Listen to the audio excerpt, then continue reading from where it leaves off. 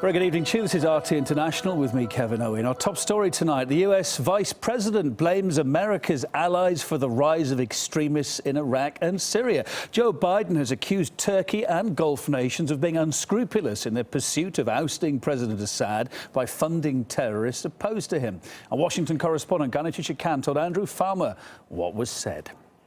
U.S. officials now openly admit that their allies, Saudi Arabia, the United Arab Emirates, Qatar, Turkey, have supported extremists in Syria, and that thanks to them, ISIS became what it is today. Vice President Joe Biden called the allies the biggest problem the U.S. had in Syria. We have that clip. Take a listen. Our allies in the region were our largest problem in Syria. The Turks were great friends, the Saudis, the Emiratis, etc. What were they doing?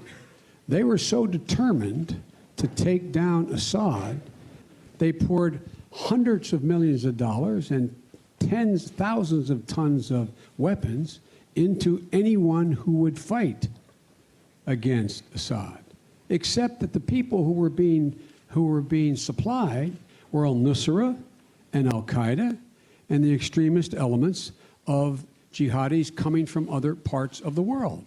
Well, just listening to that, Gani, it does sound like that America has changed its tune markedly. Well, Andrew, in fact, the same Joe Biden just a couple of years ago praised those same allies for the work that they did together to identify the rebels to help in Syria. We have that clip as well.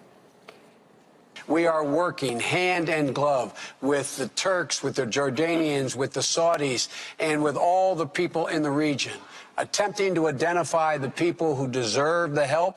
Remember, at the time, it was all about Assad and how to remove him from power. And the U.S. was also very much focused on that. The Obama administration used to say that it's coordinating the efforts of the allies to support the Syrian rebels. And Joe Biden now says the allies were their biggest problem. Obviously trying to distance himself from those same allies, then. That's exactly what it seems. Now that ISIS grew into this monster that and included many other rebel groups who received support and funding and arms from so-called friends of Syria, the U.S. sort of steps back and basically throws its allies under the bus. And one may ask what happened to all that coordination business that they did together. And despite making these remarks, it does seem that America is going to continue supporting Syrian rebels, though. Exactly, arming and training them, and it promises it will do a better job picking the good ones from the bad ones. But frankly, so far, the U.S. has not been a great judge of character in its choice of friends, let's say. Let's get some more comment on this now. For a view on whether Biden's comments could change the stakes in America's foreign policy, let's talk to political analyst Gerda Coleman joining us on the line. Hi there. US intelligence is big, it's powerful, it's well funded. You would have thought they could have seen this coming before, or at least admitted to it before, no? They did see it coming. They were organizing it. The US intelligence community have been aware of the fact that the Syrian rebels, the so-called Syrian rebels, were Islamic extremists from the very start. This has been very well documented. So to say now that that they didn't know that most of the so-called rebels in Syria were actually members of Al-Qaeda is complete nonsense. What the US, I think, is attempting to do with these statements is to distance itself from the mess that they've created in the Middle East. And they're probably also sending a signal to certain Gulf monarchies, certain Gulf dictatorships that if they don't stay online, they too could eventually be dropped. And of course, they would use the fact that they've been using them all along for their foreign policy goals, and then they could turn around and say, well, now we need to overthrow you because you've been supporting Al-Qaeda. But I think the US and NATO in general are very embarrassed by the fact that it is no longer tenable that there is something like a democratic revolution in Syria, and they're trying to distance themselves from that through these statements. But of course, there's also another factor here that we shouldn't ignore, which is that they're deft dialecticians. In other words, that the chessboard is changing. Now Al-Qaeda is, and the Islamic State and so on, and these different groups are the focus of attention. So they're playing around with terminology and trying to assure people that they know what they're doing. And that's basically, I think, what this is about. Let's just listen a bit more to what Joe Biden had to say. What he said today was there is definitely now a moderate opposition, but, you know, as we were saying, they've been saying this for years. Let's just listen to the clip a second of what he had to say about that. The fact of the matter is the ability to identify a moderate middle in Syria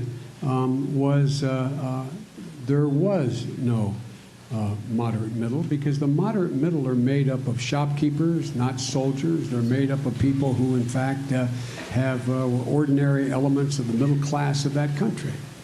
So just to underline this again, just to make it perfectly clear, because we've been reporting what America's been saying for a long time. They're talking about arming the moderate rebels. He's saying there were no moderate rebels, but now there are moderate rebels. So by de facto there, we're saying that they were arming the very rebellious jihadists in the past, yeah? And they knew they were doing it. That's your understanding of it. Have I got that right?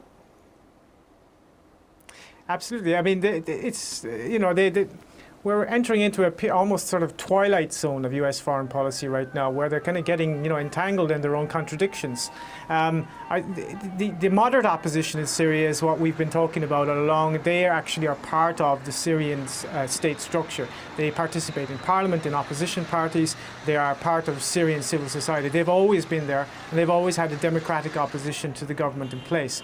The rebels are U.S.-created proxy forces on the ground. They're composed mostly of jihadi, Qatari, and Turkish-backed fighters, and their job is to get in there, break up the state, turn it into a failed state, and then create the conditions for balkanization of the country and the conditions for the war against Iran. Now, the fact that he's admitting this is quite astonishing, but I think that, you know, we will see, he's not the only one. The French media have also been admitting lately a lot more that Qatar and Saudi Arabia are the culprits here as far as Al-Qaeda is concerned. So we should pay attention to the way the discourse is changing, because we could see developments in those countries that will also be worth noting closely in the weeks ahead. So not a slip of the tongue. We think it's maybe a sort of a policy change happening here. How's Joe Biden's words going to go down in Turkey tonight, going to go down in that other ally, Saudi Arabia, and other countries that he was talking about there?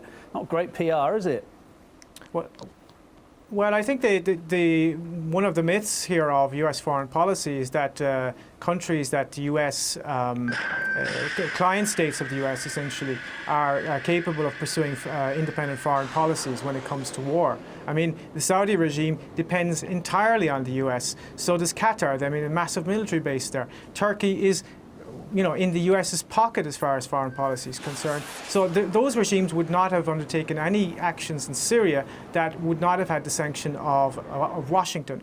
So I think that the US could be sending signals to those regimes that, you know, we're not quite sure if you're still on board for this whole new Middle East project. We're not quite sure if you're really our allies. Remember that the US has a history of changing client regimes. Saddam Hussein was put in power by the US, then he started to disobey US orders or misinterpret them, and he was taken out. There's a whole string of them. You know, I mean, there's a whole string of US client regimes, military dictatorships, neo-fascist dictatorships that served US interests for a long time and then were taken out.